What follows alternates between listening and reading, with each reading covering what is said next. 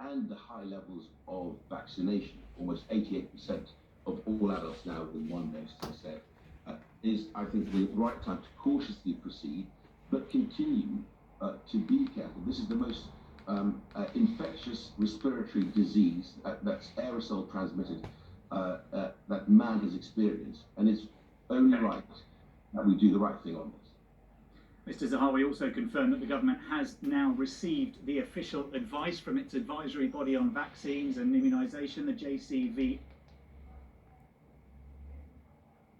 With a government notification and indeed a 16-page paper on why they weren't going to use COVID status certificates or vaccine passports, which I was delighted with, because I'm thinking, well, why would it be right that people who haven't been very bad for our LED maybe TVs. have only had one, be then required to have a vaccine passport to go out? And of course, most of my guests, like 95%, I can watch the news on this now. People under the age of 25 who won't have a vaccine passport ability until probably, mid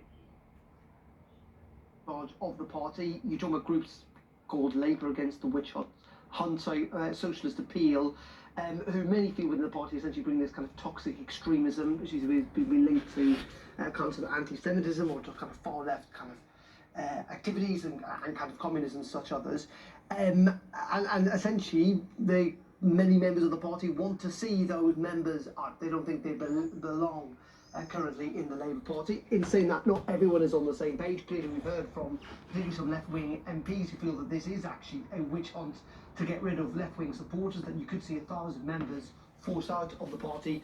John McDowell, of course, the former Shadow Chancellor under Jeremy Corbyn, thinks that this is all a distraction and that Keir Starmer himself should be focused on the Tory party and being a proper opposition and not turning that opposition on Labour Party members. But to be a proper opposition, I suppose he has to first, get his own house in order, so many people would say. I mean, is this an attempt to... He has very low popularity ratings, relative to Boris Johnson, and certainly what you would expect of an opposition leader at this stage.